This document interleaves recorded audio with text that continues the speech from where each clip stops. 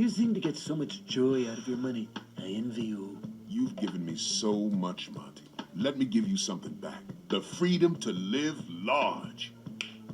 A charge plate? I've never had one of those newfangled swipe-a-ma-jigs. It's an obsidian card, the most exclusive. No spending limit, no stores ever heard of it. But they have to accept it. Take it if you want to roll like G. Don't forget to sign it. Oh, right. No, not a felt tip. Oh, it'll smudge. Okay, quick, blow on it to dry the ink.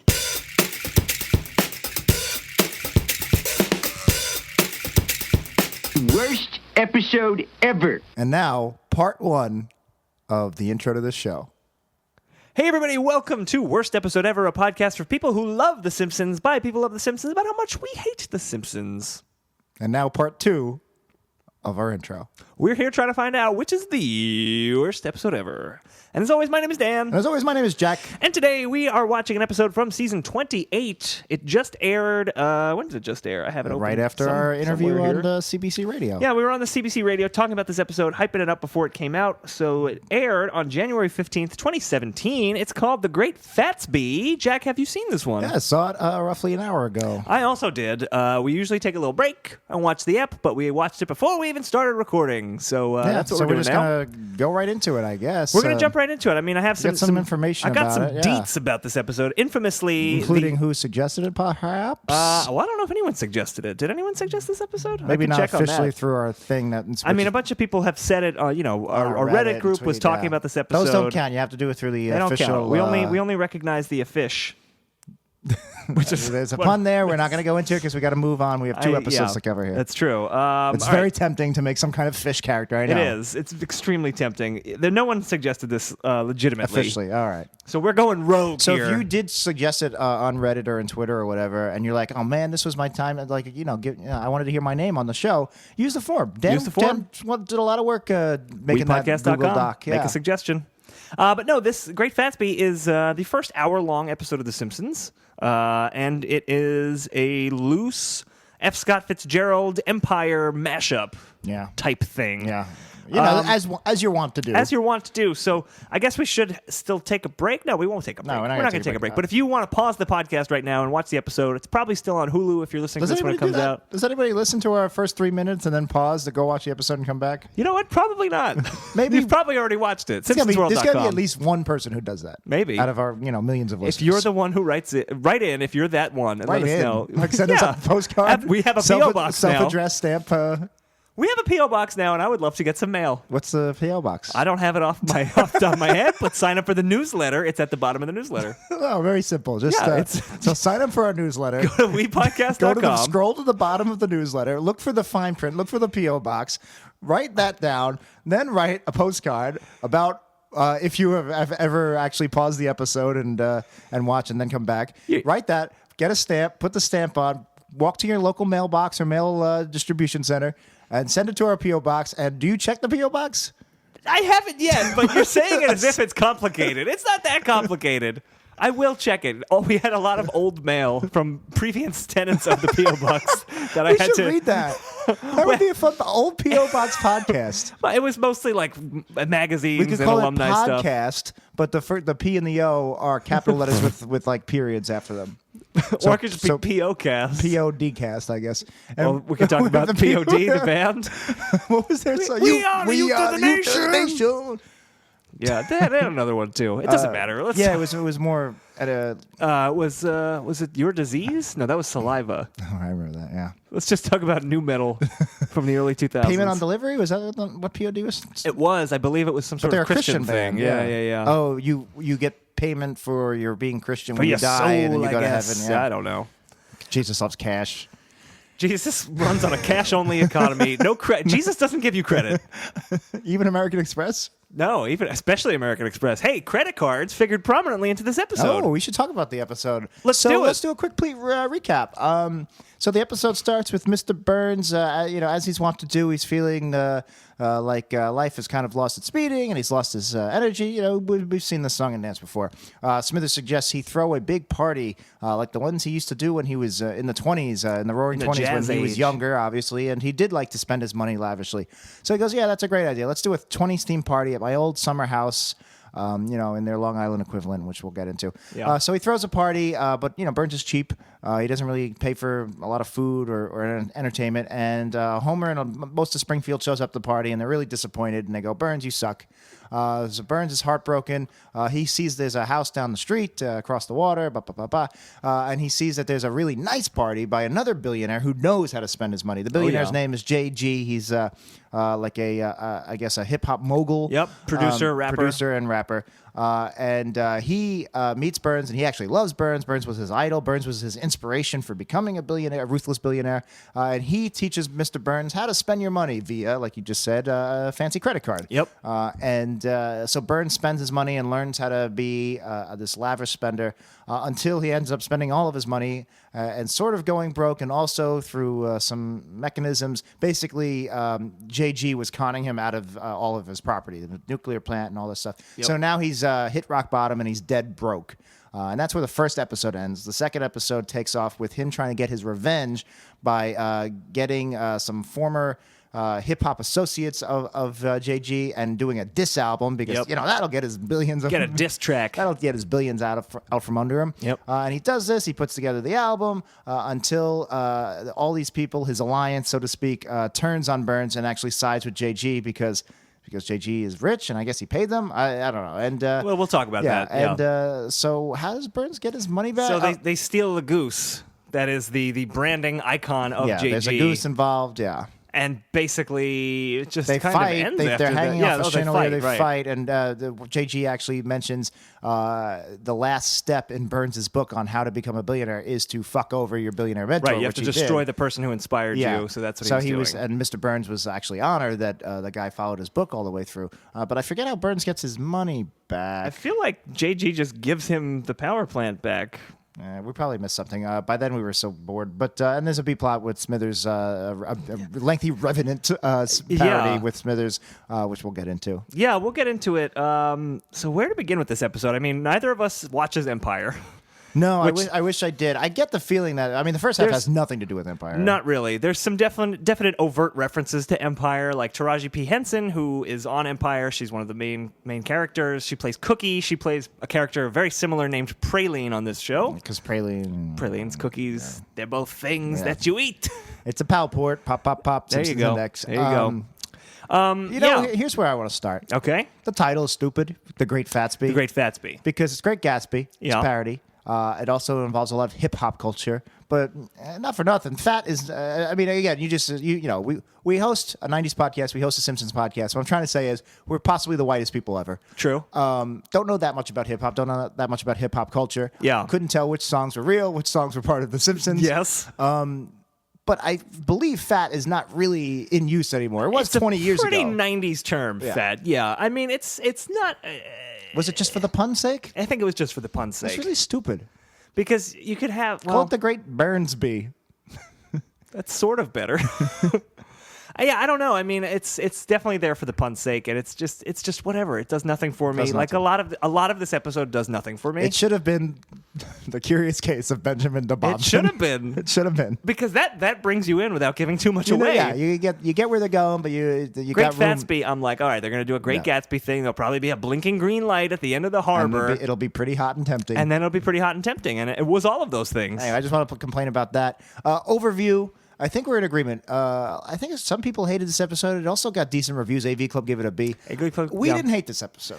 I didn't hate it. No, I actually think we'll talk about the specific scenes, but I think the episode is actually put together pretty well. Yeah. This is not a story we've seen before, and the way that the beats happen and that the story gets doled out, they have fun with it, and it makes sense, and I actually like it. I just don't think it's particularly funny. And I don't think it's funny either. And I think we both are in agreement that making this a two-parter was a huge mistake. Right. So Matt Selman, who is one of the producers of the show at this point, said basically this was just going to be a regular episode, and then they had such fun at the table read, and everyone was getting along together, and it just kind of mushroomed and became this double-sized episode. So am I to get the impression from that information alone that they don't have fun at the table reads for the previous 500 and something episodes. There's a fair implication to make about that, yeah. Because from what I understand, the table reads in the classic era were amazing to the point where, sure. even though the jokes were great, they actually had to rewrite the jokes because they were hearing them over and over. And, they would do 40 drafts, and the jokes they were still laughing at made the final cut. I mean, look. So is nobody laughing at the first table read anymore? It's season 28. Is that why they leave the jokes? Is that why they don't doomsday it? Because if they had doomsdayed a second draft, there'd be nothing left. Yeah. It would just be interior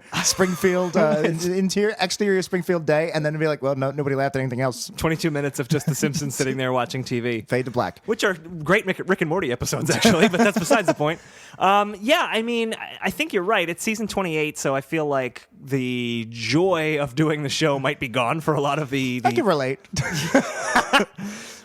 Episode 96, everybody. We're still here. We're still doing it. We laugh at our table reads when we do for our podcast. I laugh every time. You guys are great. If you're a new listener, you're confused. And if you're not... If you're not a new listener, you still might be.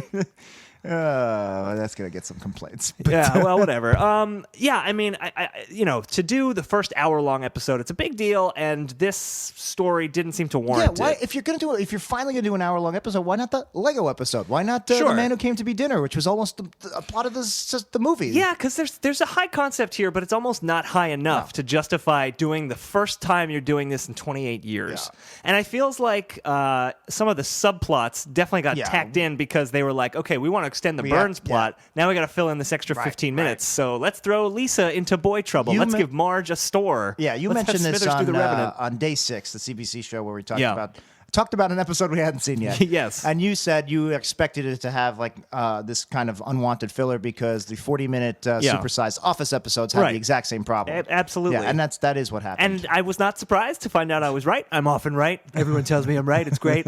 But we're recording this a couple of weeks in advance. Who knows what Trump has done in the meantime? So people are like, that's not funny. Yeah, man. maybe it's not funny anymore. He killed all those innocent people. I hope that does not happen, but it has in the way last things are 6 going, seconds. I just made the joke. It may have. Innocent people have died because of him. But yeah, it just didn't seem to warrant the extra length, and it wasn't a particularly funny episode. Like I didn't hate watching it, but this is not an episode I'm ever going to watch again. That's a huge deal. A huge deal to do. There's never been a two-parter. This is half of the Simpsons movie. Even Who Shot Mr. Burns are two self-contained episodes that aired 3 months apart. Right. That's at best that's the only other hour-long episode. The closest they've gotten to doing an hour-long episode. Yeah. And to waste it on this. You already did a Mr. Burns hour long. That's true. I guess they just love Mr. Burns. And I don't know. Yeah, we'll get into this, but if you're going to do an hour long, you have room for 5 fully fleshed out Simpsons subplots. Yeah. Give them 3 characteristics each, and that's exactly. That's all the you rule. need. And they failed on that front. And the Revenge Empire plot, I guess this is just a synergy thing that, Empire is one of Fox's biggest shows. Yep. So they want to do that. I would have been fine with, all right, we'll just talk about it now. It's so great. This was episode 608 or something like that. Yeah, 608 and 609. Yeah, so it's so great when we get a plot that we've never ever seen before. Yeah. That is an easy plot. It's like, oh yeah, why that could have done that in season 2. Right. And we've had so many Mr. Burns plots. He might be the secondary character, maybe after Moe, with the most centric episodes. Yeah. And we've seen him do various things. I don't think we've ever seen an episode where he's always been notoriously cheap, where he learns to enjoy his money. We've seen him lose his money, crawl his way back, stuff like that. We've seen him fall in love. Yeah. We've never seen him go, let me just enjoy my money, really go out there. This episode is almost what we wanted Monty Can't Buy Me Love to be. Yeah. Where there's another billionaire in town who's more fun and people like him, and then Burns is like, what can I learn from this guy? And then the guy fucks him over. Yeah. And that makes sense. Like, Burns trusts somebody. Yeah. He's spending his money. We've never seen this before, like you said. I get that they're trying to shoehorn Empire. Oh, boy.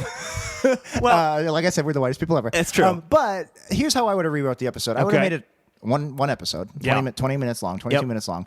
And that would have been it. It would have been Mr. Burns learns how to enjoy himself spending money. The third act twist is the guy rips him off and actually takes all his money, and then you have like a quick scene or two where he gets his money back and learns his lessons. Like, you know what, being cheap is the way to be. Something like that. I wouldn't have used this whole revenge plot because we've had the revenge. We've had him crawling back. We had it in season what with the Germans? 3, season 4? 3, yeah. Yeah. So where somebody conned him out of his money, or he lost his money, and he had to figure out how to get his plant back. We've seen that. I don't need that. I just wanted to see him have fun, and just for some story dynamics, have the twist where he loses it, and gets his revenge. But that could have been a scene or two. We don't really in the Germans episode. It wasn't Burns trying to get revenge. Here, he's trying to get revenge. He's going to get his plant back. Well, we don't even see him get the plant back. You and I couldn't even remember how he gets his money back. I don't even know if he does. I mean, I think JG might just give him the plant because they started fighting on the chandelier, and we started talking about. We started talking about Clue instead. Yeah, and how much we wanted to sync points of Clue. And we could have just paused the show, but we could have. Yeah, we just like Clue. We're not going to. We quoted Clue for 2 minutes, and then the episode was over. Clue is a great movie. That's a little behind the curtains on how we review these Simpsons episodes. That's the in-depth. That's the extreme vetting we do of these Simpsons episodes. I think that's how DeVos got into the cabinet. Yeah. Trump was just like, wait, she says, what about them? education? You like Clue? I like Clue. Which ending was your favorite? I like the one where Mr. Green was an FBI agent. Spoiler alert for the movie Clue. It came out 32 years ago. Turned out to be straight. I thought that was great. Great move. Didn't really care for him when I thought he was gay. He's going to go home and sleep with his wife. I can't do that. My wife doesn't live in the White House. She decided to stay in New York. I'd have to say I'm going to New York to sleep with my wife. It's a little lengthier. It doesn't really work as a button on the end of a movie. But I want to talk about the Empire connection a little bit more. I don't know that the audience... I just cleared my throat, and instead of turning away from the mic, you leaned into the mic. It was an interesting choice, Jack. Like, my brain was like, you'd have to turn your head, but I wasn't really thinking left or right. Anyway, move on. But yeah, go on. The connection with Empire, I wonder if there's really a big overlap between the audience that watches Empire and the audience that's still watching The Simpsons. And if not, was the intent here to be like, we're going to promote this as an Empire-type episode. We got Taraji P. Henson, who's on both shows. It's clearly about a hip-hop empire. Yeah. Which is where they get the title Empire. I wonder if it worked. Why I not don't get know. the actual, instead of having them play Praline, why not get the Empire characters and do like they did with the X-Files? Literally have a crossover. Sure. I mean, that would have been interesting. I have a theory. So Keegan-Michael Richardson, voice actor, he's been on The Simpsons for a long time. Very prolific voice actor. He voiced the main character, JG. Yep. I wonder if they asked Terrence Howard, who's the star of Empire, if he would do it, and he was just like, no, because he's a difficult actor. And, he was in Iron Man 1. He got replaced by Don Cheadle, which was a great move in retrospect. Yeah. I mean, I like Terrence Howard, actually. He's a great actor. As the whitest person alive, I actually really like the movie Hustle and Flow, and I think he's really good in a lot of things. He's a great actor, but I could see him going, no, I'm not going to do this Simpsons thing. He's notoriously a little bit prickly to work with. Yeah. So I could see him turning this down. Yeah. That's not what I said. I said prickly. Dan Mulhall, you heard it here first, folks. Dan Mulhall, hip-hop critic. The world's last great hip-hop critic. Look, man, I know all the words to It's Hard Out Here for a Pimp. I'm a big fan, TH. Don't come after me. It's hard. It's how hard there as a prick. It's how hard there for as a prick. Yeah. That possible episode title.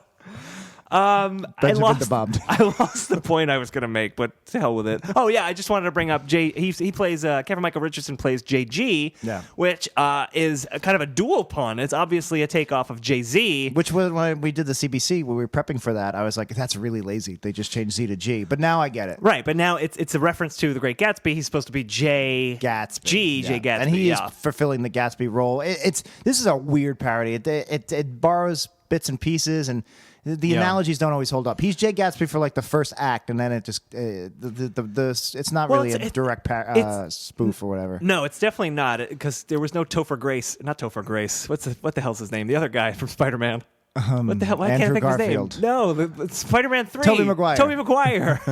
I knew it was a toe. Gotta get your toes straight.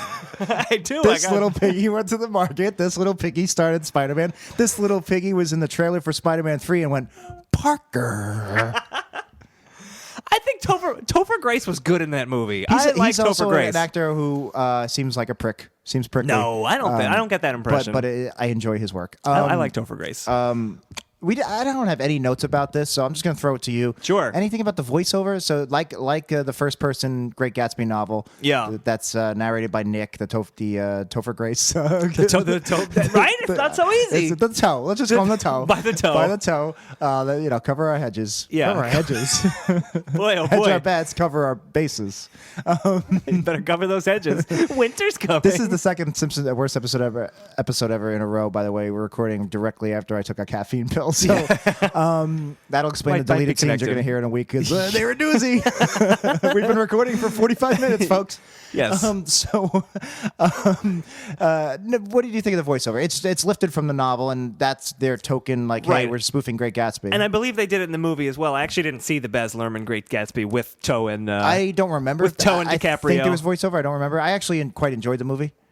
Yeah, I mean, Homer makes a reference to voiceover narration is lazy. Which it is. When in film school they teach you don't do voiceover narration. It adds nothing. It's just it's showy. It's telly, not showy. Telly, not showy. Yeah, but the whole concept of Homer doing the voiceover, and it's nothing jumps out at me as very funny or memorable. No. It was just kind of there. I got it because it was a Great Gatsby thing. But I thought, besides Great Gatsby, I thought they would put it in there because, all right, you're cramming a lot of story into this because it's an hour-long episode, I guess, which is the opposite of cramming. You're spreading it out. And the voiceover is something you use when you need to really get the story across because sometimes you have to tell you, not showy, because you don't have time. Right. Arrested Development famously did this. They, we rave about how they did 60 scenes in 20 minutes. They couldn't do that without Ron Howard. Yeah. Thing is, they made him funny and they gave him a personality, and he wasn't just saying things right. you were And it's already not, watching. Meanwhile, at the Bluth home. Actually, that was quite a bit. Actually, often he did, but also and it would he say on text as well. Meanwhile, ... He didn't need Ron Howard at all. Get that hack out of there. He just likes hearing his own voice and directing Da Vinci Code movies. he loves that. He loves them. I don't think he'll do another one though. Maybe. No, well, they're done. The triptych is complete, right? That was my reasoning. Oh, all right. Okay, well, that's a good reason. What's a triptych? I don't know. I think it's a thing. It's like a fancy word for trilogy, isn't it? It's probably not. It's probably something different. But so the voiceover was for the most part a big dud for me. So I actually this is going to be really tough for me to rank at the end in the originality category, which is also story structure. Yeah. Because I thought they were doing such smart, really great structure and writing in the first half. But it's fundamentally broken because it didn't need to be a two-parter. So I don't know where this lands on the spectrum. Yeah. But they do a great job. Again, I really, really, really love this idea of the episode. The episode that's sort of there. The episode in my head. Burns learns to enjoy his wealth and actually live vicariously. Sure. I don't think that's the right word. That's not the right word. To live like there's no tomorrow. Live like there's no tomorrow, which there isn't because Trump is president. That's very true. I really like that, and they do a great job setting it up because in the beginning. He's he's like miserable and he doesn't know what to do with his money. He's just sitting there. Well, and he's got low blood, so he's animated as like faded, and Smithers is trying to give him a blood boost. Yeah. So that's great setup. You start him low so that it's not out of nowhere that he's like, oh, let me spend my money. They set up that this actually is helping him, and they do it twofold because they flash back to the Roaring '20s. And that's perfect because this is a Great Gatsby thing. And in any other character, you can't really go right back to the source and go back to the 20s. But Mr. Burns was alive in the 20s. Yeah, you can do it. And he was young and vicarious. He was He's not the right word. Vivacious. Vivacious is what you want. So he was vivacious in the 20s. And he was actually talking about how back in the day, he used to spend his money like they did in the 20s. And he was just throwing diamonds at Babe Ruth. That was a fun scene because he said we had sultans mixing with sultans of SWAT. And there's Babe Ruth, and he throws a diamond as if it's a baseball to Babe Ruth, and he knocks it through a window, and everyone cheers. Burns has a big band. He's It having was fun. It It's was a black real and fun white. scene. It looks like the Great Gatsby. It's actual 20s decor. It's not let's have a 20s theme party. Right.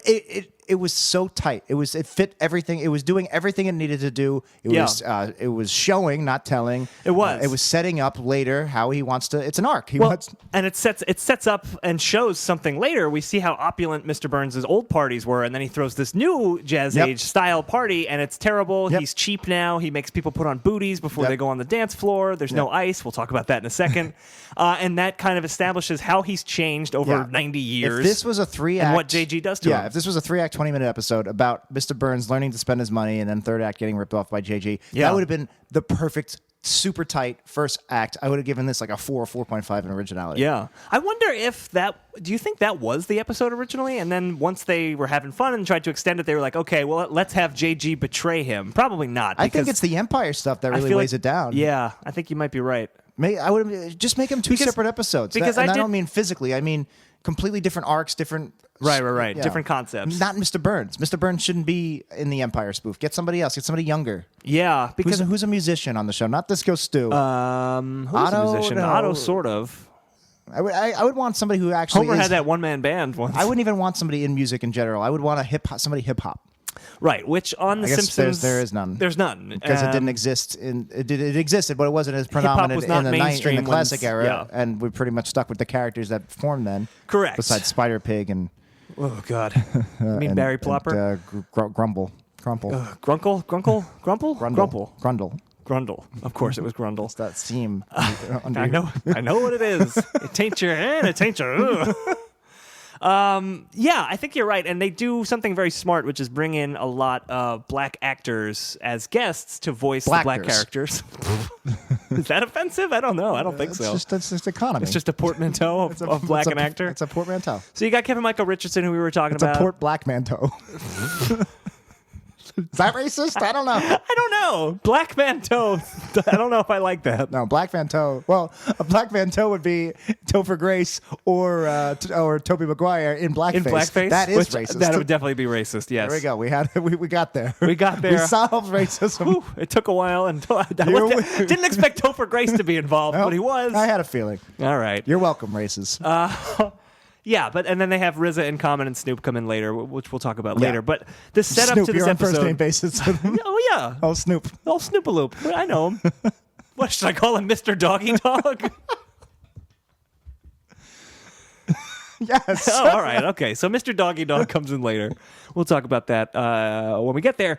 But they do something else that I thought was clever, at least from a storytelling perspective, which is you have to have the whole setup of Burns throws a party now and it sucks, which we just talked about. They have to get rid of Smithers. Yeah. My thinking, because, Smithers pretty clearly gay. He even has a line where he says he knows 45 people in the party planning business. Yeah. So it made sense, let's get rid of Smithers for some reason so that he's not involved and it's all Burns. I guess it's also if Burns has lost everything, he has to lose Smithers, because if he loses everything but Smithers, Smithers is a pretty huge asset to have. But this is another thing we talked about when we did Monty Can't Buy Me Love, where Homer fills the Smithers role, and he does so in this episode too, but now Smithers actually has a plot reason for not being around. Sort of, yeah. Sort of. I mean, so basically, you want to set it up? Yeah, let's talk about the Smithers thing. Burns says that he needs ice for his party, so he sends Smithers out to go get it. And he says, okay, how many bags? And Burns is like, bags? No, you need to go to the North Arctic and get it clear from the lakes, stream or whatever. Yeah, you have to carve it straight from the lake. And then there's a great line where Smithers is like, okay, how should I ship it back? You want X kind of wood or Y kind of wood? And he just goes, I don't care. It's only ice. Yeah, it's that great. Was it was great. a great Burns line. Yeah, it was great. And we thought that was going to be just a throwaway line of Go get the ice. Go and get the next ice. scene he's back with the ice. Yeah. Yeah, and it was not. It turned into a whole B plot of Smithers going to get ice, like in the episode Rosebud, where I was going to say this this is continuity of Simpsons. Yeah. In the Springfield universe, it's very hard to get ice. Yeah, we lost 30 men on this That's trip. right. That's how the Quickie Mart gets their ice. If you could think of a better way, I would love to hear it.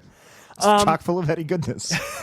And you said that pretty much everything in the Smithers, all the so Smithers they cut scenes, back 3 or 4 times to Smithers on his journey in the north to get ice. Yep. It's directly a parody of Revenant. As far as I can tell, every single scene was straight out of Revenant. I love Leonardo DiCaprio, and these are 2 movies that I haven't seen of his. I've R.I.P. not seen Revenant. Yeah. I've not seen The Great Gatsby. I wonder. That's crazy. Great Gatsby is a good movie. It's not great. It's just it's so opulent and epic. It's worth a watch. And there's some very interesting choices in it. It might, maybe as a whole it doesn't quite work, but I thought it was a good movie. It stars a great toe. I know. No toes in there. It's got a toe and it's got a DiCaprio. It's got a toe and an O. Toe and a row. So what do we want to say about the Smithers plot. I mean, we liked it. We liked it. Was it yeah. pointless? Completely. Should it have gone? Should it have been cut out if they were going to do a 20-minute episode? Yes, Absolutely. Yes, and it It's would have the first thing to and go. it would have been hard to let go because for the most part, these jokes they were quick and easy. They Yeah. came and went. They were showy, not telly. They, Yeah. you know, it was basically we were seeing Smithers in these ridiculous situations. My favorite joke was Smithers is on a log raft going down the water, and he sees this majestic sight of a moose on a bridge, and he's just like pauses and takes it in, and then you see a bear drop kick the moose into Smithers, and we see it all from Smithers' perspective. It Yeah. was very funny. And then just real quick, the end of the Smithers thing, I like he comes in, he kind of saves the day a little bit, and he just says, they're French-Canadian bikers. I'm sort of their leader now, which I like and I that like line. they went, Viva les Smithers or something like that. Yeah. And- If this had been a 22-minute episode and that had all been cut, I would have loved if they just didn't show us any of the in-between and then he just Yep, came that's in the with button. that. That's that would the have I'm been going great. to haul ass to Lollapalooza. Exactly. Yeah. No, that would have been perfect. Yeah. What else Although we would have been complaining. We would have been like, wait, so Smithers just disappears for the whole episode? What is this? Ugh. We're never Why happy, didn't they Jack. Tuesday have? I know. It's all you realize this is all subjective. We're It's all- talking about a cartoon. It's all funny animations and it's- pictures and talking about butts. it's we don't know what to talk about. Want to just Yeah, go to so the party? they Burns basically asks, or Smithers asks Homer before he goes off to the north. Yeah. He asks Homer to invite everybody to the party because Mr. Burns' friends are dead and/or fictional, like Yes. Mr. and Mrs. Popeye T. Sailor Man. Yeah, that was pretty great. And I just one real quick note I wanted to make. He goes to Homer in Sector 7G. Mm-hmm. I never noticed Sector 7G in the new HD era before. It looked way more cluttered and detailed with like all the buttons on the console. Yeah. I guess I'm neutral towards this. It's like whatever. It makes sense. It's HD. It's more detailed. But I was surprised at just how different it looked just by adding a bunch of buttons. It looked much more. It looked smaller, which is strange because it's widescreen now, as opposed to back in the day when it wasn't. And one thing I actually liked in that scene, he asks Homer to do it, and it's kind of like we always say, like, why are they having Homer do it? But there's a throwaway line where Smithers says, an employee karaoke night. It seemed like people like you, so I'm going to ask you to do this. Yeah. You know, It was something. It was wasn't something. great. It was but- it was some kind of effort, which Yeah. we'll take at this point. I'll take it. Also about the detailed consoles, we've talked about how they put inside gags, fourth wall gags for the Simpsons fans in the Yep. background, and we think that maybe because they have pre-rendered sets now, they can just leave them there. Right. Like in Moe's, there's all these pictures in the background. Yeah. I'm surprised this cluttered HD detailed console doesn't have a "Do It For Her" sign. You're right. I didn't see anything. Wouldn't that be sweet if you found out in the background like he's always for the last 25 seasons he's had that Yeah, "Do I It mean, For Her" Maggie sign? I didn't see any jokey things or referential things at all in that very cluttered console. That's surprising. So then we get to Burns' party. There's a line where everyone's going to, what was it, Lengthy Island? Yeah, so this instead is of Long Island? this is their POW port of Long Island. Sure. It's Lengthy Island. You didn't really need to change Long Island. Yeah. Or why not just make it like we're going to the shores of Lake Springfield? Yeah. Like they've already established there's a Lake Springfield outside of town They really want to hammer where in the rich the Great people, Gatsby where the thing. Baldwins and Right. your Basingers live. Right. Why couldn't It's it just true. be there? Why did it like you're doing a spoof of Great Gatsby? It doesn't have to be such a direct spoof that it's also It's in the also Hamptons on Long Island. Island. Yeah. So they go. Burns sees this other party in the distance, and Homer rows him out there, and so it's Burns and Homer at this party. This was really well directed. Them slowly making their way through the party, and like Yeah. I really, again, I'm not 100. I think it was a real song, but it might have been written for the show. But the music soundtrack was perfect. It was the perfect rhythm and beat, and they're just like slowly. And it's like that typical scene where a character or two are making their way through a very crowded, huge party. We've seen it a million times before, but it just the vibe felt perfectly right. It was really, I was really into it. And I was really impressed at how well they directed the scene. Yeah, I think production is going to be where this episode gets the highest marks. And- Even some of the animation I noticed and was I just think spot on. And I think out of the entire episode of high production, this was the highest. This was so well done. And they come in and everyone is wearing white, and there's a line, I'm curious what you thought about this, where Burns is like, oh, it must be a white party. When I had those, we had a very different interpretation. Yeah, I didn't need that. A little I didn't need that. not necessary. Yeah, it was exactly. It was not necessary. Not necessary. And so that's when there's kind of a funny thing where they're looking for the person who owns the house and running the party because Jay Gatsby And they were in being the book, all, and they're he's being a all little mysterious. Yeah, and everybody's saying that. It's like, oh, nobody has ever seen, JG, and he's a big mystery. And then they finally get to the guy who's just like, he's up in his office up there. Yeah. I love that. Yeah. And so we're introduced to JG, and I thought it was really a good, interesting idea that he not only knows who Mr. Burns is, but really looks up to Mr. Burns. Yeah, he found a bus. He found a book on the bus one day as a He stole kid. the bus, too. He said that. Oh, really? Yeah, he said, I found it on the seat of a bus I stole. Oh, that's weird. All right, you like it less now. Is he Dennis Hopper from Speed? He might be. He didn't steal the bus. He hijacked the He bus. hijacked it. I love Speed. I also love Speed. That's why I take caffeine pills when we record. I ate my oatmeal with the cocaine in it. Ha ha hee hee ho ho. Bleep blorp? Bleep lorp. I thought, so he finds this book, and it's basically, what was it, The Rungs of Success? Climbing the Rungs of Success, Climbing the Rungs yeah. of Success. And it's a book Burns wrote decades ago about how to become a billionaire, tyrant, Right, whatever. like many CEOs have written in So the he read past. the book, and that was actually his inspiration, and that's how he built his empire, and that's why Burns is his inspiration. Fine, I like that. I like it too. Yeah, I want to mention Keegan-Michael Richardson did a great job. Yeah. The show is, in the past, and rather than get guest stars, they've had Hank Azaria, Harry Shearer play this main, character, one-off character. Right. Keegan-Michael Richardson's, this might be his first time doing that. I don't know, but Well, he's been on the he's show been before. on the show, but I don't know yeah. if he's ever taken the lead like this. But probably not. Anyway, he was great. Yeah, no, he was terrific, and he's if you've watched an animated show in the past 10 years, he was You've heard his probably a voice on Yeah, it. yeah. And he was great. And this, I don't know if it was so great.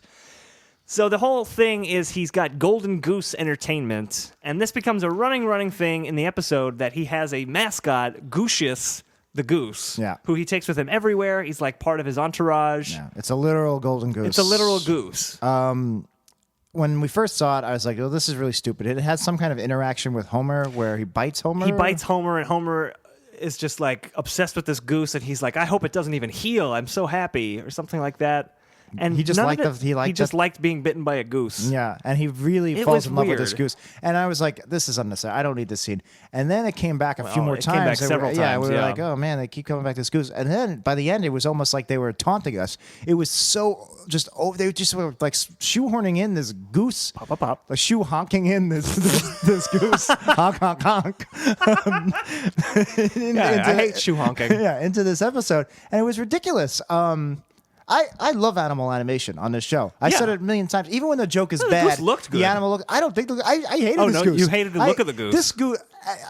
Besides the hour-long gimmick, Yeah. I think the goose was the worst part of this episode. I would agree I with don't you. understand why it was there. I don't understand why they kept doing it. It was Well- like Spider Pig, but worse. It was Spider Goose. It felt like, please correct us in the Reddit, it felt like it was a reference that we didn't get. Like, I don't know if there's a goose on Empire or a goose in The Great the Gatsby best that I don't can remember. think of is maybe there. I don't think I've ever read the Great Gatsby, to be honest. What? No, we read it in high school. We were assigned to read it in 10th grade in You. Mrs. Reynolds' English class. Tisk, tisk, and I Jack. didn't read it. It's one of my favorite books. And we took the test. Yeah. And I felt bad because it was the first time I had never not read the book. And it was when I had first discovered the internet, and I was staying Yeah, up to yeah, 4 in yeah. the morning in the chat rooms and Yep, stuff. yep. And I just didn't read it. It was the beginning and the end for me, education-wise.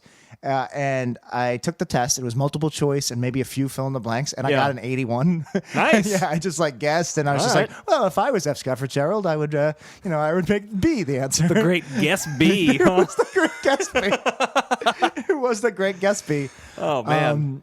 Yeah, That's funny. I didn't know that. Yeah, so I never actually sat down and read it.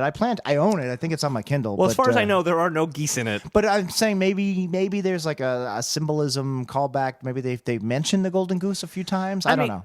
to they me- being F. Scott Fitzgerald, the collective. It's been a while since I read it, but I don't remember that. But it seemed to me like the only point of having this was like, oh, I'm this big, strong mogul, empire type guy. The only thing that I love in this world is this goose. I wonder if that'll come back later in the episode. And it was just and that would came be a back way to hurt me. constantly, and they just kept shoe honking him in, and it was just never ever funny. Maybe the character in Empire has like a similar pet that he loves. I don't know, maybe like a pug or something. I don't know. Let us know, but it didn't work for us. And if it was a reference to something, you should at least color it a little bit so we understand it's a reference to something. I hated this goose. I just wanted to mention to our audience, I wrote down 2 things that you said out loud while we were watching the show. Okay.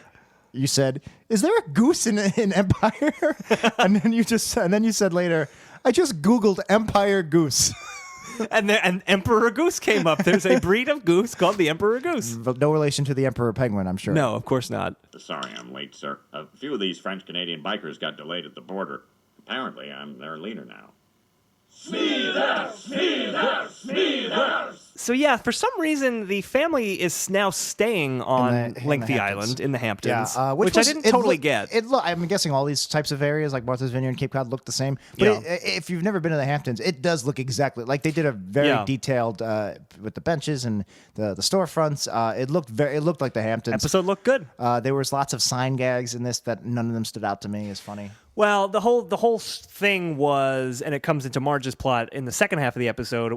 This is an area where the second wives of all the successful bankers and everyone, they open their little stores that those little wouldn't. shitty boutique souvenir shops. I don't remember what any of them were off the top of my head, but it was like they were selling like terrible things, like wicker baskets. There's a terrible weird, things.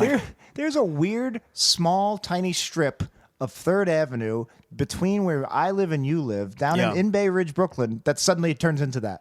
Have you ever noticed between like 2 blocks, there's just all those like useless boutique blocks? shops? We could cut this out if you want. There's like a Starbucks there. It's like in the 90s. Turns into boutique. Oh, yeah, I think I know what you're talking about. Like one side of the street, all of a sudden, just becomes these hipstery on 3rd Avenue. Some of that boutiques. stuff closed. Yeah, there was like an artisanal market that who's went gonna out of go? business. Bay Ridge Bob. Hey, let me get some of these wicker baskets. Hey. The Mets are going to go all the way this year. All the way to Wicker Bob's to get a basket. Wicker Bob's. I don't know. Is that his name? It was Bay Ridge Bob. Why would he shop at his own store? Because my prices are great. I'm 2 people. I come from Jack and Dan. I'm 2 people. That's his catchphrase. I'm 2 people. Here's my characteristics. Unlike everybody else, I hope the Mets go all the way. I got this same accent as everybody else. That's right, and then I'm 2 people. I'm 2 people. It's amazing. Bay Ridge Bob, but that's my real name. But my stage persona is Wicker Bob because I got a store where I sell wicker baskets that I like to shop at.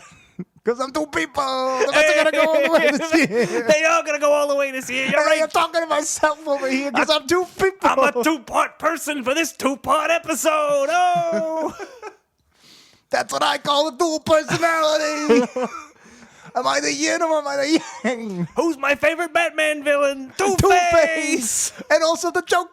Because I have 2 he's because I'm funny. 2 people. Yeah. End scene. What about me, Doofik? Wait. To this? You can't be Toofic. You're Groovik. I'm 2 Goofik. Oh my god. I'm sorry I left the group hanging last time, by the way. Shout out to the listener who made some fan art of Groofik and Freet. Yeah, well, It was Andrew amazing. on Twitter. And we encourage you all. I love that Groofik. Not at all what I picture. I picture Groofik is pretty much the goofball, Capital City goofball. Like a giant Alf type is But what I always I'm picture. not right. It's like God. It's just Groofik is open he to doesn't really interpretation. exist, and you can picture him however you want. That's right. Groofik, what do you think about this? I have no opinion. Oh, well, for once, Groofik has no opinion. It's pretty. Not really a big deal. It's not like 9/11. All right. Was 9/11 a big deal? It was in that it was faked. All right. It was holograms like they used for Tupac. Oh, boy. We got holograms later in this I episode, know, too. that's why I made the reference. Oh, all right. Hey, thank you, Groofik. I'm here to help. You're actually helping the show along. I always help. All right. Unlike some characters on this show, like Wicker Bob. I like to help. Holocaust never happened. Oh, boy. Okay, where are we now? Make America goof again. Now that has to stay in, so Make America Group Again could be a thing. I don't like leaving the Holocaust on Island, the main episode. All right, I always take it try out. to put that in the deleted Take scenes. it out. Also, this just followed that whole Yeah. lengthy. We'll leave it in. Whatever. I mean, It's going to be another 80-minute episode. I didn't think you talking about where we live was going to make it into the episode, Oh, and then that's it where turned it into a whole started. bit. We could, we could goodness. bleep it a little bit if we need to. The bleep never happened. Yeah, I'm sure that's not. You should bleep it, and you should bleep it now because now it's funny.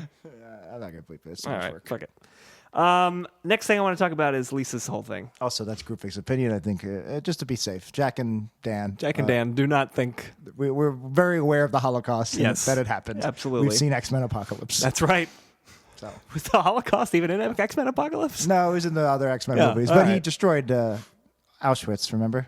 In the, Oh, that's in right. That Mike scene that I Magneto can't does. tell Yeah, if it's yeah. subversive or if it's tasteless. Yeah, that was not good. Destroying Auschwitz. What a terrible movie. I hated X-Men Apocalypse so much. If they destroyed the 9/11 memorial, but out of like a sense of justice, is that okay? I don't No. know. That's a weird choice. It's a memorial. I'm not saying it's offensive. It might be though, and the fact that I don't know, I would just not put it in there. Have them destroy something fun. Yeah. Like at an amusement park. He destroys Ferris wheels. All right. So is this all in the episode? I have no idea. Now we're definitely getting Is it off going to be a track here. two-part episode? It might be. And it ends here. Join us next week for the actual episode talk. So yeah, there's a sign guy. He'll come in later. Okay. But what I want to talk about now So you want is to talk about the other Hampton subplot first? yes, Lisa has Lisa and Bart go to the ice cream store, and there's this joke about how the ice cream's all terrible flavors. It was like bone broth, You'll get bone broth, brittle. Say it 3 times fast. Bone broth brittle, bone broth brittle, bro. All right, you didn't do it. That was close. Pay me $10,000 I as per the agreement.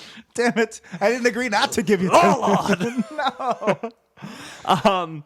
But they go into this ice cream store, and this kind of douchey kid on a hoverboard, which I hate the name hoverboard because they don't hover. They're just rolly doos. I like to call them rolly doos. He comes in, he's got a Bluetooth headset on, he's clearly like a business kid, and he just cuts the line and does whatever he wants, and Lisa complains, and they're like, oh, that's Blake Black, whose father is the richest guy in town, basically. No. A couple of weird things. Yeah. One, Blake Black is voiced by Hank Azaria, Yeah. and he just is basically using his normal adult speaking voice for this 10-year-old child. It sounds like an adult man talking and Yeah. falling in love with Lisa, and Lisa falling in love with this adult man. He sounds a lot like the 80s guy from the Futurama episode where they unthaw the guy from the 80s, Yeah. and it's like, don't you worry about blank, let me worry about blank. Yeah. No, you can do. Basically, he was trying to put on this douchey affectation, and that's, I guess, why he was doing his adult voice. But you can do that douchey affectation as a kid voice. Specifically, I think it's Dan Castellaneta, but in I Love Lisa, there's the actor that in Rex. Lisa's class, Rex, Yep. who wanted the lead role, but Ralph got it, and he's Yeah. just like, well, I never, and he's just like, Yeah. your broth, sir, and like, I asked for no yeah, broth. and that was basically the same type of character, but it sounded like a boy. Right. I mean, it wasn't terrible, but it was distracting. It's distracting because it's Lisa falling in love with a man and a man flirting with Lisa. Yeah.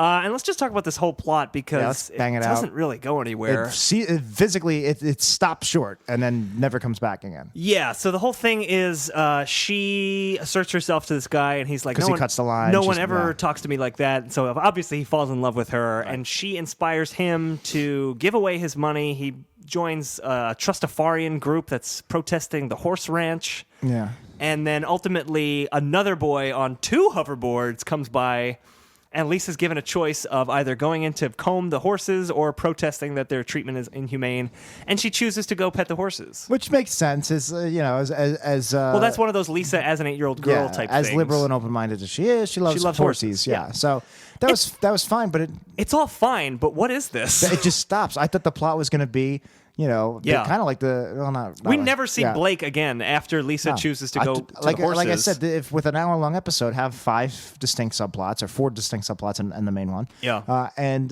this could have been Lisa. Lisa is torn between her values and being, won over by. It's fun to be rich, I assume. Yeah, right. I would I'm know, sure. But I'm sure, I would also be torn because I consider myself a pretty.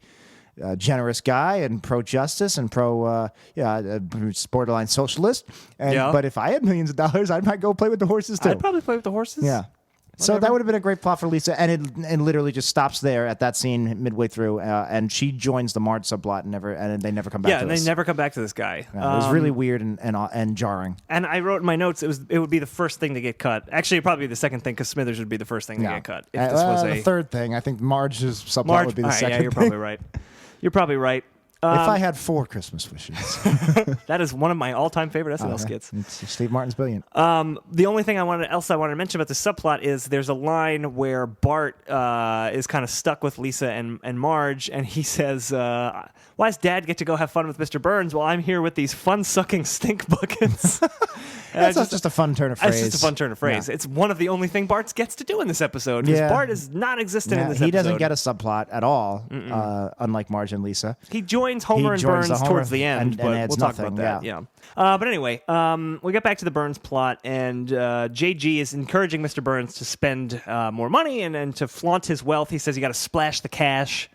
And it turns out that he offers Mr. Burns an Obsidian card. It's a credit card with no limit. And I was kind of wondering, like, what is this with a credit card? Why would a mogul own or give another mogul a credit card? It was like a prop physical way to show Burns spending all of his money, I guess. Yeah, I guess. Well, but it becomes a plot point because then we find out that JG owns the credit card company. Yeah. Mr. Burns has gone into debt, and so they foreclosed on the plan, Even and now though they JG said owns it was a limitless card, and that was weird. Yeah, it's a limitless I card. guess it's limitless as long as you keep paying your bills. I guess, but then Isn't Burns that has a all credit line. cards? Yeah, I mean, well, some of them have a limit. Well, yeah. But Burns is Some trying to of get them, gas. You mean all of them? Most of them. Well, no, because there really are you cards mean like those, this. those metal ones? Yeah. These like big fancy Those are cards don't typically actually have them. limitless, yeah. But Burns has a line like, "What? It's tied to my bank account. If that were true, it would mean that I'm penniless." Right. Which ultimately is what happens. Right. But I don't think that's how credit cards work. So we get Mr. Burns spending a lot on this credit card, and I don't have much to say about this. He suddenly has a posse of like of Homer and Moe and Barney and Wiggum, Lenny and Carl. Yeah, they were dressed up in like hip hop clothes, even though They're dressed in single color tracksuits, which to me made them look like Power they Rangers. did look like Power Rangers. Yeah, it was like Homer was the Red Ranger, Wiggum was the Blue Ranger. Wiggum was the only one that made sense. Right, But of why course is he's gonna Moe wear blue. Green? I don't know. Moe Green was Because he's got the power of the Dragon Zord. Moe Green's the bad guy in Godfather. Yes, Moe Green is the bad guy in Godfather 2. Or Godfather 1, I can't remember. It was 2, right? I don't know. It's Roger Yeah, Myers. Alex Rococo. Yeah, just Rocco, right? Rococo is Rococo, the yep, you're right. Arcade Fire song.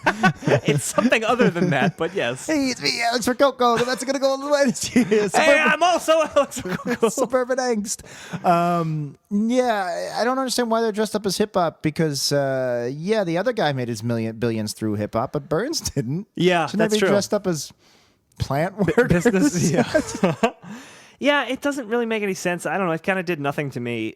And then it just kind of, it ends when we find out that Mr. Burns has overspent his, and by it ends, I mean the first half of the episode. It ends when Burns finds out he overspent and that JG runs the Obsidian card. Yeah.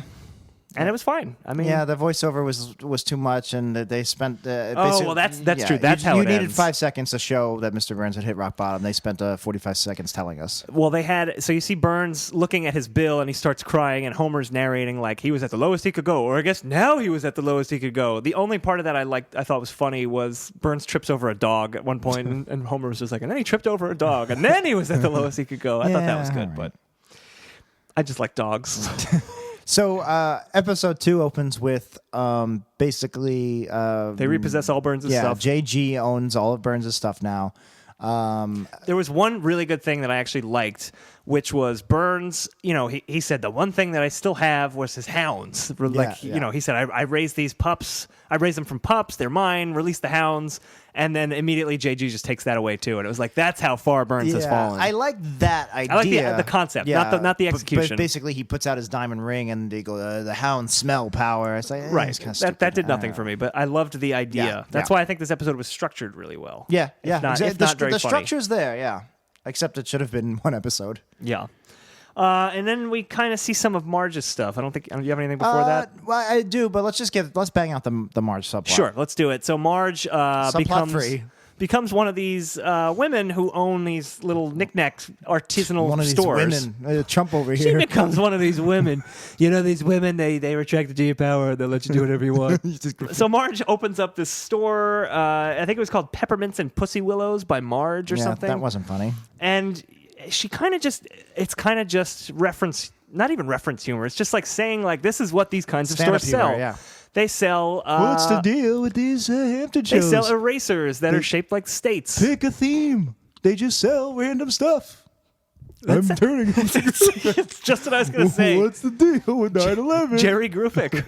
What's the deal with Israel? Oh, gosh. What is the deal with Israel Groove? You know. Okay. You know. You know. All right. The Mets are going to go on the win this year. It's true. I don't really have that much to say about the Marge thing. Like, it kind of... It wasn't funny. There was no funny moments. There's nothing to it. It was, I think, supposed to be satirical, but there was zero teeth to it, and it wasn't really It's stand-up humor. Yes, funny. those stores exist. What's the deal? Right. No, I don't, and Lisa left a better subplot for this plot. She was like it's a sitcom, and they transported her from Cosby Show to a different world or something. It's a different world from where you come from. It was completely pointless, and I was actually pissed about it because you have an hour-long episode. I just said you could do 5 subplots for each Simpsons character, give them their due. Yeah. And once again, Marge gets short shrift. You got Agreed. the first hour-long episode in history, and Marge gets nothing. She gets this shit. I mean, she gets something. That's not why I got pissed. Now I remember why I got pissed. I got pissed. There was a scene where where Marge is excited about something, and she realizes she loves her store, and she gets super passionate about it. Yeah. And Julie Kavner knocked it out of the ballpark. She did such a great job conveying Marge's passion and how excited she was. Yeah. It was one of my favorite Marge performance. It was one of the first times I can remember while we do this podcast watching and going, wow, Julie Kavner is doing a great job acting here. I don't usually think that overtly. I think it subconsciously because she's a great actor. Yeah. And I was like, man, she is nailing Marge right now, and it's being completely wasted on this stupid subplot. Yeah, no, I agree with you. What a waste. I would say that Bart got the shortest shrift because Bart has like 6 lines But in this Nancy entire Cartwright hour wasn't hitting dingers, so it didn't like I this. know. This made me more mad that like Julie Kavner was giving Right, 110%, and it was a waste. I understand and agree with you. It's just, in an hour but long... yeah, Bart got nothing. Well, in an hour-long Simpsons episode, the Simpsons are in it the least, Yeah, which is not besides Homer, terrible. because it's the Homer show. It's the Homer show. Right. But it wasn't bad. I wouldn't have even minded if it's almost worse that they gave Marge just like a token plot that did nothing as opposed to her not being in the episode at all. Or tie her into the Simpsons help Mr. Burns, not Homer and Bart help Mr. Burns. Right. I mean, I really don't have much to say about the whole Marge subplot. We could talk about the sign guy who... That's how it ends, yeah. Well, yeah, he's kind of like, he talks like this, and he hangs the signs for all the artisanal stores. And there's like this weird Twilight Zone-y type ending where Marge leaves her store, so he puts up the for lease sign, and then it like does dramatic music as someone else is going into the store and being like, I love it, I could sell my whatever's And then here. there's like a Dutch angle and it Bookmarks. zooms in on him, and he just starts laughing. Yeah. This is total waste. We don't need that. It was fine. Like, I didn't hate it, but I hated it. I didn't hate that guy. Hated it. Oh, okay. Men on film. I didn't hate it. It just did nothing for me. No, it did nothing for me, and that's why I hated it, because not only do you have this waste of a subplot that's just eating up space, then you have this extra tangent of that subplot. Yeah. It was like a 30, 40-second scene where we spent more time with this book sign guy than we did with Marge. You're right. And in an episode that should have been 20 minutes long, it's just like, what the fuck is going on here? I don't want to watch the sign guy. No. I agree. I don't need to slowly zoom in on him as he cackles and laughs for 10 seconds. Yeah. Stop wasting my fucking time. And now we got to record this podcast talking about it? Like, we're just wasting our lives, Jack. What is this? Episode 96? 96. With 3 hours, let's on average record time. Yeah. It's probably a little bit more than that. What's 96 times 3? A lot. 200. It's just under 300. 288? Yeah, something like that. That's a lot of hours. It's a lot of time. I'm getting sick of you. Like Plus our other podcast. When we're on our deathbeds, months from now, Yeah. we're going to be like, wow, we could have had that 288 hours back. Yep. Oh, well. Plus all the time we have to... I hope it's worth it so you get your Groovic fixes. Oh, I don't know. Are you talking to me? I don't know. Am I talking to you? You were looking at me while you were talking, but that's what we're... That's how we do it. That's how the studio is situated. That's right. You've seen the logo? That's just a picture we took. That's an actual picture. Yeah, we're under the sea. The Wee Cruise is going by. The sea's in the background. Because we're on Bay Ridge. We're on the ridge. I know. I get it. Some people think it looks like we're under the sea. Who? You? The Little Mermaid, Ariel. I haven't heard anybody else say that except for you. And the Little Mermaid. And the Little Mermaid. I have podcast discussions with her. That's right. Oh, Jack. No. I'll have a podcast discussion with you. I want to be where the people are. Her name is Ariel, but air, like as in it's on Like air. you breathe air. Oh, okay. Yeah, like you breathe air. That's why. I didn't know where you were going. Let's move on. I don't even know where I want to go. We're done with the Marge plot, right? Yeah, We're got nothing else I think to we're say done there. with all the subplots. Yeah, so let's just finish it up. So basically now Burns is broke. he owns everything, JG, and Homer has to make this decision. Are you loyal to Burns? Why would you be loyal to Burns? Took 20 Burns is seasons to horrible. learn your name, and Yeah. he's a horrible person, and he blocked out the sun, and your baby shot him. So why be loyal to him? Or do you keep this job? And Homer, for whatever reason, is loyal to Burns. He's like, I really want to stay, but Marge is like, He no, wants to be, you have to stay at the nuclear power plant because we need the paycheck. Right. And there's a kind of interesting scene where Homer's called into JG's office, which is Burns' old office, and he says, Homer, I want to make sure that you're loyal, so you have to get rid of everything that's still Mr. Burns in here. Yeah. By the way, when he walks into the office, I saw in the background a giant photograph painting, Right, the big of painting Mr. of Burns, Mr. Burns, which yeah. is there all the time. Yep. And I was like, why would he leave that in there when they just went out of their way to show how he has hip-hopified the nuclear power plant, Right. and made it cool? There's like a Beats by Dre joke. It was Volts by Jay. Yeah. Yeah. So I was like, well, that's weird. Why would he leave that Burns? And then he makes Homer throw out the last vestiges of Burns down the trap door. Right, which is an idea I like. Yeah. And especially having the trap door, and a lot of the things were callbacks to other episodes. Exactly, Bobo yeah. was in there for Exactly, sure. Yeah. So he throws all this stuff out, and the last thing he throws out is the polar bear. And the polar Right. bear gets wedged in there, and the polar bear's staring Homer in the face. He's like, Yeah. "Don't look at me! Don't look at me!" It's like, wait, why isn't that the Burns thing? Yeah. If you had, I thought they were setting up a joke, and that's why it was there. Like how anytime there's a window above the door in the front of the Simpsons house, that Right, means you it's know gonna be a there's gonna window be- gag. yep. So they don't even reference it, and that would have been so much better than the polar bear, because wouldn't Homer be looking at Mr. Burns going, "Don't look at me while I throw you down the trap door"? Oh, I hadn't thought Isn't about that, much but more you're right. powerful than him looking at a polar bear? Yes, it is, Jack. Very good. So stupid. And then this was also kind of stupid. Homer does it. He gets rid of all the Burns stuff, and then JG's like, "Come with me. I have a reward for you." And he takes him into a room I that's didn't just even- yeah. Ugh. it's just filled with cobbler, I hated this. This is like the nothing for me. dessert. Yeah. Yeah. What was this? Well, you see, Homer, one of the funniest and most prominent fictional characters in television history. Yeah. He likes food. He's fat and he likes to eat. So if somebody gives him cobbler, it's funny. I wonder. Do I have to explain comedy to you, Dan? I think you do, but I just did. Okay. Wow. It's all cobbler based. huh? Cobbler is funny. I wonder if it's a scene from Empire that they're parodying where someone's given like drugs Eating or something. cobbler? Well, no, like maybe there's like a room where there's like a similar room, because it seemed very designed to just be this weird throwaway cobbler thing. Let us know in the Reddit. Yeah, We don't know. We don't watch Empire. I feel like no, but I could easily see how that could be the answer. But Yeah. I feel like it was just a stupid cobbler joke. It's to me. I mean, if it was a specific reference, Dan, why didn't we call it out watch a little all bit more. of Empire as should prep have. for this show? Why don't we put in the effort like Simpsons Index I does? do love Terrence Howard. I'm on record. T-How. T how.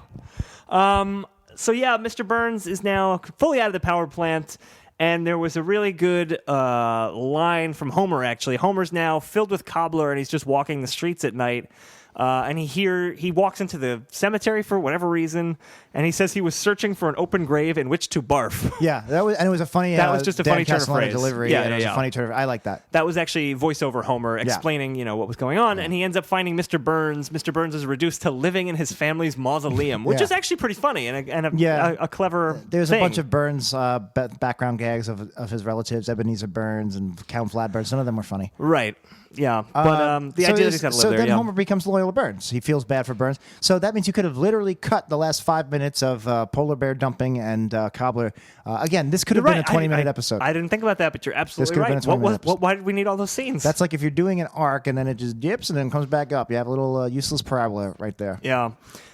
Here's another thing that's just kind of weird and worthless. Homer and Burns are talking in the mausoleum, and then suddenly there's somebody outside the door, and it turns out to be Bart. And Bart just happens to be walking through the cemetery. there's Happens some to just join token them. line that he followed Homer because of grave dirt. Well, grave dirt again, another funny turn Grave of phrase. dirt's a funny turn of But phrase, yeah, this was them forcing Bart, not even shoehorning in pop pop pop. This was like force feeding Bart into the episode. Not only that, but then Bart has the really rational response of, "Why would I help you? You're not even rich anymore. Like, what are you Yeah. going to give me?" And then Burns just says, "What if I give you the cap and gloves of the infamous Gaslight Strangler," Yeah. which Burns happens to have next to He him. happens to have- I guess it's one of the former Burns. I have multiple questions. One of the Burns.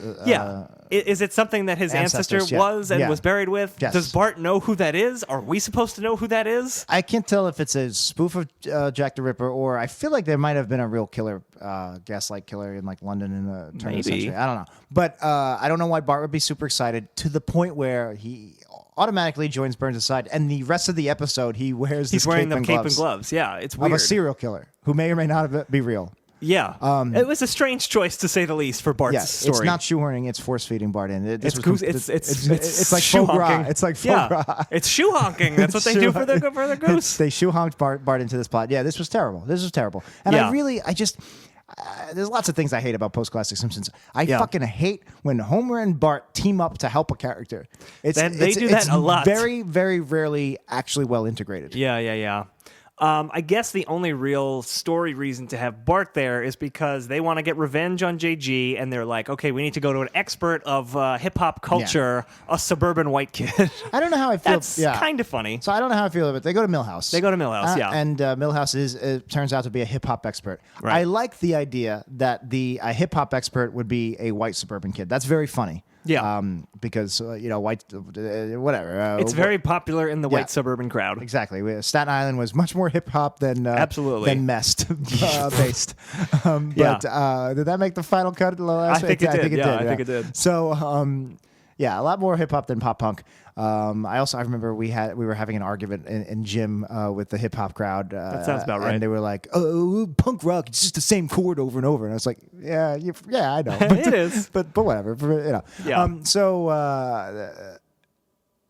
Yeah, I like that. But and then Millhouse is a nerdy white suburban kid, so Yeah. it fits. But I don't know how I feel that we've never seen Millhouse give a shit about hip hop before. That didn't bother me so much. I guess it didn't bother me that much. We're suddenly in Millhouse's room, and he's got all these posters of hip hop stuff, and he literally knows everything about hip hop. He has vinyl.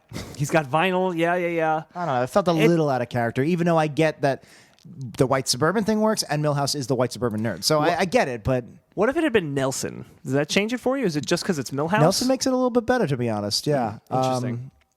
Well, no, you know what would have been perfect? Yeah. Database.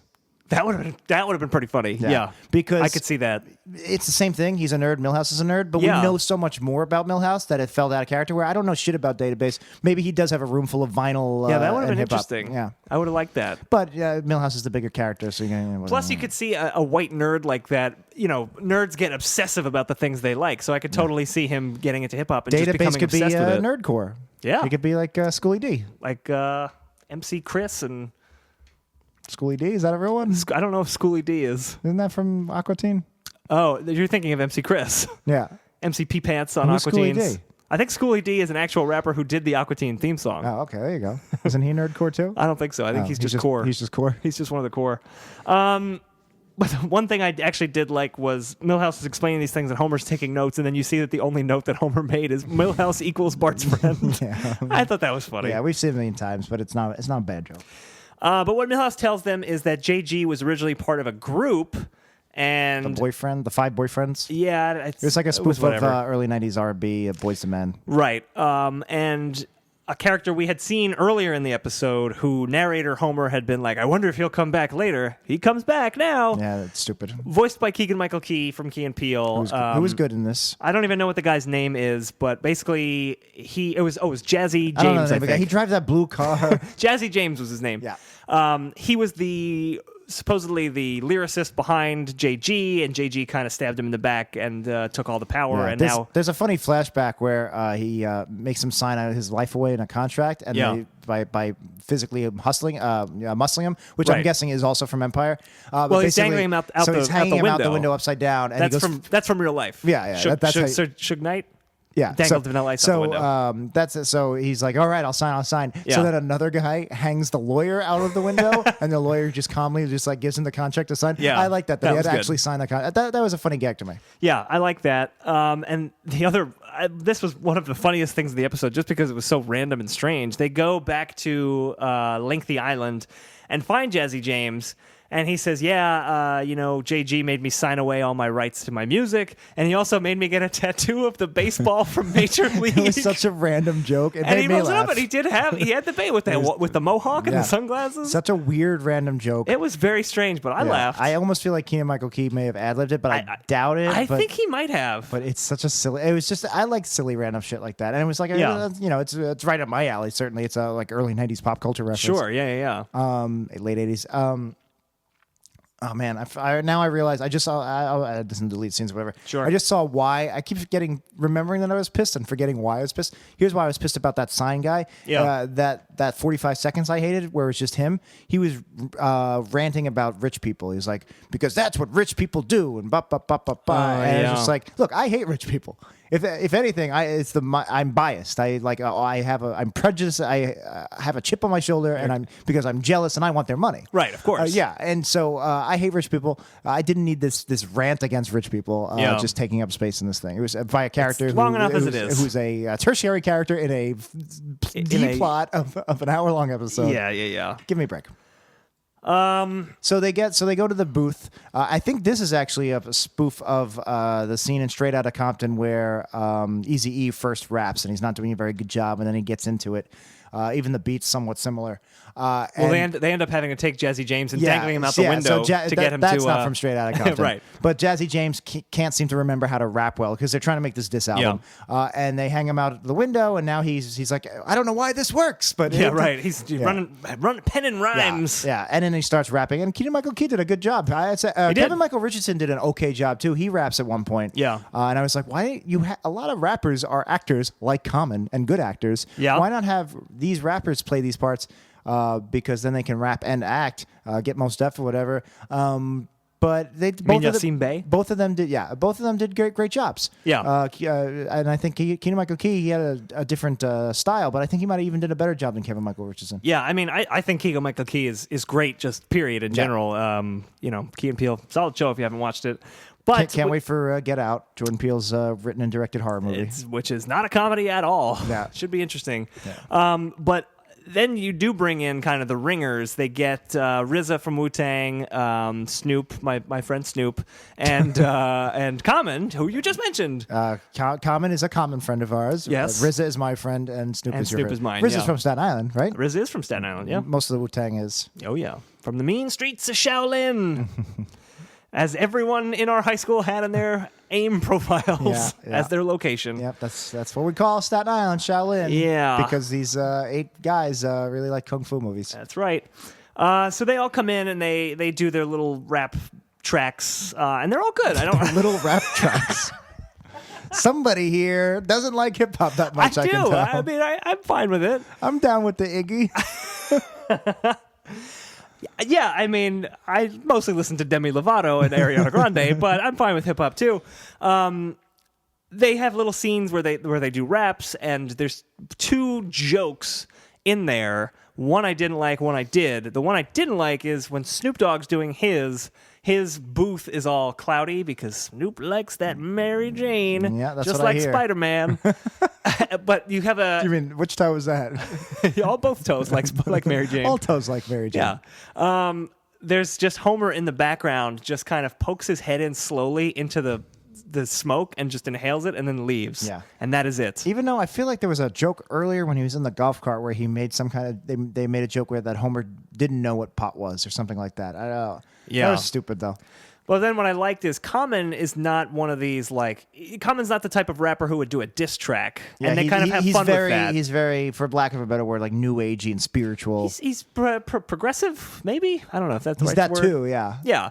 But his rap, and then he realized he's trying to do a rap like that, and then he realizes, oh wait, JG owes him money or something, so he does do like a little diss track. Yeah. It was fun. I hated though, like Milhouse comes in and it's like, good job, Common, and he's like, yeah, my man House, and they do like a fist bump. And I don't know what that was. I don't know. I wonder if Common really likes Milhouse and was like, I want to have a scene with Milhouse. If that's the case, fine. But Fine. other than It that, did nothing to me. That just stood out and was stupid. Yeah. And it just I think to me those I don't like those because I feel like they think the joke is look at this white guy doing black things. Isn't that funny? And I don't like that. There's another one where Mr. Burns has a fist bump with JG earlier, and he goes and he looks at the fist bump and he's like, fascinating. Oh yeah, that does nothing. I don't know why you should know what it is. It's clearly a Muslim symbol of terrorists. Oh God, like Barack and Michelle did back in 2008. Absolutely, because they are secret Muslims. That's true. Grufik? Is that Grufik talking? No, that was me. That was Jack McCone. That's Jack McCone. They're secret Muslims. Yeah, so then they finish the diss track and they're going to drop it at this club, I guess. I don't even know what it was. This is where we started talking about Clue. It was. And Mr. Burns, this was kind of funny. He says, release the sounds. I like that. I like that. Yeah. That was cute. and he presses the button and nothing happens, and then a hologram of JG comes in along with his goose, which was strange. That's a reference to the Tupac hologram that took the world by storm. Yeah. Although I think it's not a hip hop thing. They also have like Michael Jackson holograms. Yeah. Grand Moff Tarkin holograms. Very true, but Tupac was the big one, so that's definitely the reference point. And then, I said a lot of nice things about the structure of this episode. I'm going to ding it for that. Okay. Give us some dingers. They just get all of these people who JG has wronged in the past to get this diss track. And JG even admits, like, what is this going to do? It's not going to end my career. Like, I'm a billionaire or whatever. And he just buys all of them off. Yeah. And it's just, all of a sudden, they also appear as holograms. And they're like, yeah, we just, now we're on JG's side. Yeah, completely Just happens off camera. Completely off camera. We don't see any of it. It doesn't make any, we just did this. You'd think in an And we're hour-long going back on episode, it. you don't have to, rush through the climax like this. Yeah, it was just strange to me. Yeah, this is exactly why this should have been a 20-minute episode. This scene or this dynamic of getting his money back or whatever, that should have been one or two scenes at the end of a Burns learns how to be lavish with his money. Right. Not be so stingy. I can't believe there'd be a Deus Ex in an hour-long episode. It was very poor, very poor. Yeah, so I guess let's just Also, Bart had the cape and gloves, which I already said did. he has it for the rest of the episode. Yeah. This is where I took the note. I just want to point it out again because it was really stupid. It was really stupid. I agree. And I guess we can kind of get into the last bit here, which is, the diss track doesn't work, so they're like, what else can we do? They decide to go steal Goose the Goose, which, again, they just glide over how they do we it. haven't brought up any of the goose gags, but please do not be mistaken. They were every 20, 30 seconds. There was a lot of goose in this episode, and I didn't like any of it. No. But it's just strange to me. They're And they never made a honky joke. No, they did not. That was probably for the best. Is that why he has a goose? No, it can't be. But they go in and they steal the goose. We don't even see how it happens, which would have been a fun scene. Like, how are they going to get this goose out without JG realizing Yeah. it? Again, you have an hour. You got time. Yeah. Instead, we get holograms. Always the case. So then JG goes to find Burns. He's like, you took my goose. And Burns is like, he's here. And he's got a fried goose. And you're supposed to think that he killed the goose and he's going to eat it. Yeah, and you were horrified. I was like, whatever. I really hated that goose. I didn't really think they were going to kill the goose, and it turns out they didn't. Homer let the goose live and bought a goose from the gas station or something. None of this was good. And eventually it comes to light. We already talked about how the last chapter in the book was take down your mentor, which is what JG was trying to do because Burns was his mentor. For some reason, it's like the Sith. It's like the last thing you do is kill your mentor. And like the Sith. Like the Sith. In the Star Wars pictures. In the Cosmic Wars. What's the Cosmic Wars version of Sith? Shit. Yo, Common, that was tight. Respect, House.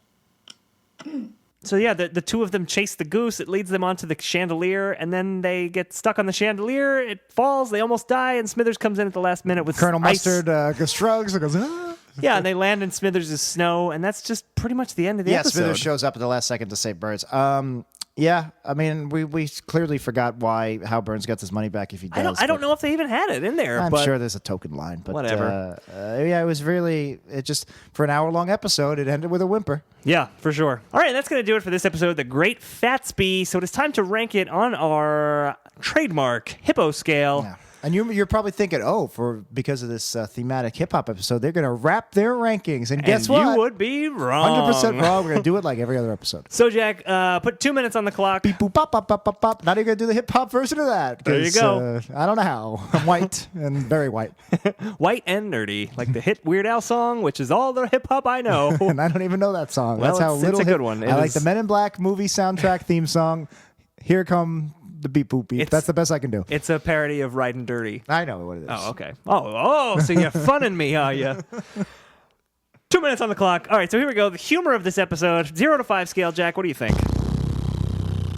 It sucks because there was a lot of jokes I like, but it's an hour-long episode, so it's watered Cuts it down. Waters because I down. liked all those Smithers gags. Hated the goose. Oh, you know what? There's so many jokes I didn't like. Yeah. We haven't been subtracting points lately. Usually we've been. I'm trying to go up from 0 with things I do like. I take points off for jokes I actively hate. I can't. We haven't been actively hated a lot of jokes in the last few episodes. Yeah. I actively hated all those goose. I'm gonna go 1.5. That's exactly what I was thinking. I might go 1. A 1 seems low because it's not. It's Goose Dan. 1.5 might Honk, also honk, honk. maybe pop pop pop. I wonder if 2 might be better. I don't know. I might change it. Don't go to 2. Don't go to 2. All right, Jack, if you say so. It's just because there were a lot of one-off lines that I mentioned in the show that I liked, but that was kind of it. But it's a 2-part episode. And Yeah, then you're right. You're right. Few and far between. Okay, the integrity of the episode, 0 to 5. What are we thinking? Well, I already gave it a 1.5, but that's only because I marked the wrong humor column. Okay, very good. So I guess I'll mark humor. I guess nobody's actively out of character, right? Not really. Don't like those over-explaining whispers. Wiggum sucked. Yeah, but there wasn't anything like as far as breaking the show. There was nothing in here that did that. I mean, you didn't like that Milhouse was a hip hop expert all of a sudden, but I don't know that goes against his integrity as a character. A little bit, but there's also no. I wish there was more stronger emotional hooks for such a Burns loses everything, but we've had Burns lose everything before. I don't know. I could go 2. I have 2.5 right now. I could go 2. I'm going to go 2.5 right down the middle because there was nothing bad, but there was nothing especially great. I'm going to go 2. I'm going to go 2. I'm going to lowball it just a little bit because I have a feeling I'm going to highball the other categories. All right, well, let's get to those other categories, Jack. Production, 0 to 5. What do you got? Love that opening Gatsby-esque thing. Loved the other Gatsby thing. Loved the 20s, the Roaring 20s flashback. Loved the Revenant stuff. Yeah. Loved the voice acting on the guest stars was superb. Superb, yeah. They were all great. I'm gonna go 4. I'm also going to go 4. We're simpatico today, Jack. For once, huh? Yeah. I'm gonna give it a 4. Like you said, all the guest stars were great. Even the ones that didn't get so much to do, I thought they were great. Like RZA, Common, and Snoop, they were all very funny. Yep. Mr. Doggy Dog. Mr. Doggy Dog. I apologize, sir. And finally, the originality of the episode, 0 to 5. Mr. Lion, right? He's Snoop Lion now. Is he still Snoop Lion? I don't remember. I'm white nerdy. I don't know. Is he still Diddy Dirty Money too? This is tough for me because I really thought they did a great job in the first half of the show. They did a great job, just like I'm doing a great job in my first 100 days. America is great now. I've done it. Please burn your hats. They are no longer accurate. We're going to need them for fuel. We're going to burn America great again. The wall will be made out of hats. I hope there's no strong gusts. I really like the first half. I love the idea of Burns spending his money. Yeah. The Burns losing his empire. We've seen it like 4 or 5 times already. It's a parody of Great Gatsby. It's a parody of Empire. I'm all over the place here. Structurally, they did some things really, really well. It was so tight. But then if you fundamentally... The structure as a 2-part episode is fundamentally broken. If anything, that's a 0. So I don't know where to go. The reasons I don't like this episode are just because it's too long and it's not funny. So the fact that it's too long is a little bit of production, or a little bit originality. But a little bit of originality. This is the first 2-part episode ever. That's true. They kind of watered down the legacy of The Simpsons with this episode, and it blew it. That shouldn't be a little bit. I'm not saying. Well, I feel like that should at least be a couple of points. I'm strong on this episode because I do like the plot. I do like the way things happened. I'm thinking 3.5 personally. That's too high. You could maybe talk me it's down. It's also a parody of Empire. It's also a parody of Great Gatsby. But I don't mind the parody stuff because they did the parodies well. I don't mind it. I'm just saying that's not original. Yeah, we're ranking originality. I'm taking some points off for that. Okay, as long as you are. I think I'm starting at 4.5 because of that. There's stuff I really like, but I feel like the fact that it's a 2-part episode and they blew it. It has 3 subplots. The Lisa subplot alone. The Lisa subplot stops short. How do you give a 3.5 to an episode that has a Lisa subplot that stops short and has 2 other subplots that go nowhere? Go nowhere and do nothing. That's not a 3.5. You're right. All right, I'll give it a 3.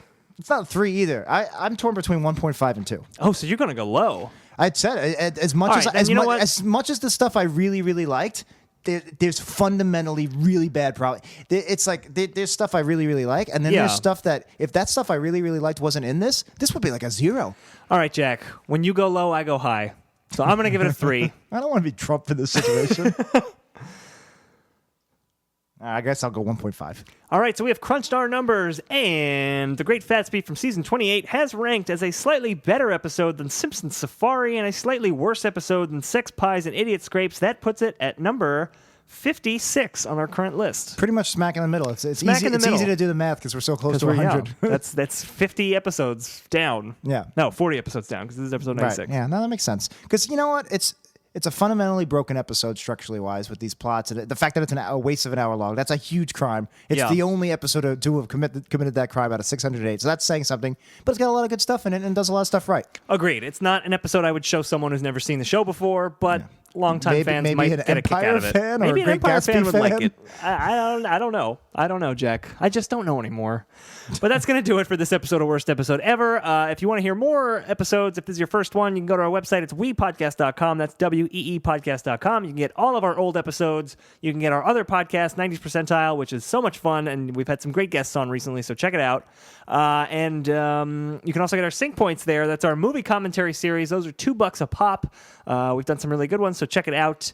And if you want to support the show, you can go to the website and click the Amazon links and just shop like you normally would. That's too much work for you. Just go to amazon.weepodcast.com. Your Valentine's Day. When's this come out? This will come out after Valentine's Day, I think. I don't even know. I don't know what day today is. Get your March.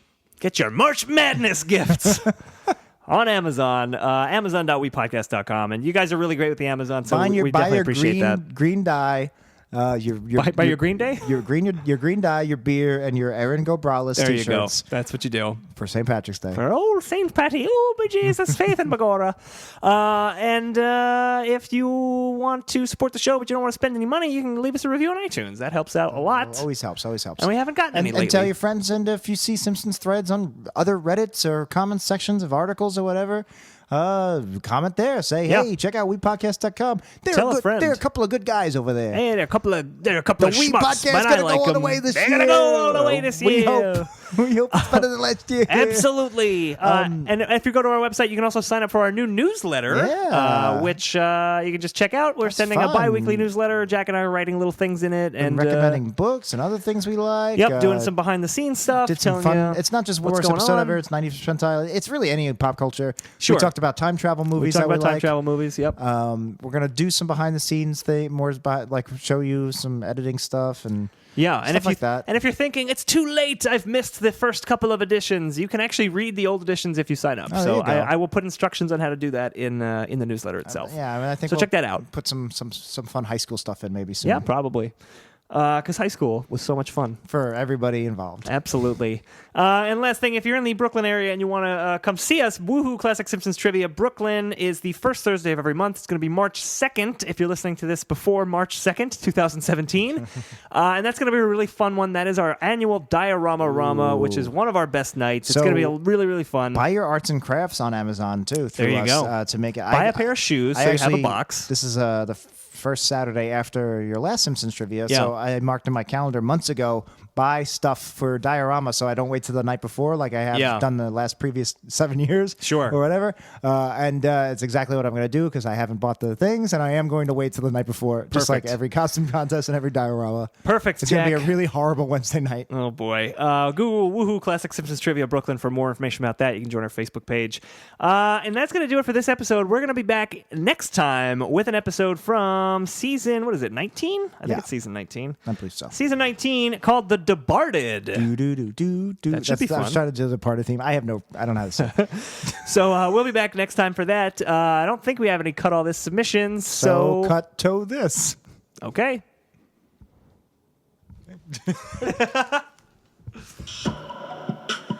Jay, you're a rhyme thief, a hip-hop perjurer. If my words were beef patties, you'd be the hamburglar. My beats are the freshest, my beats are the freshest. You reach, start, and stole 'em like Gollum did Precious. Time for the truth to be paid off, you're a lyrical made-off. So if you want to go to war, brah, hit me up and I'll write the rap for ya. Yeah. Oh, it rhymed! Now that's what I call a corking revenge rap.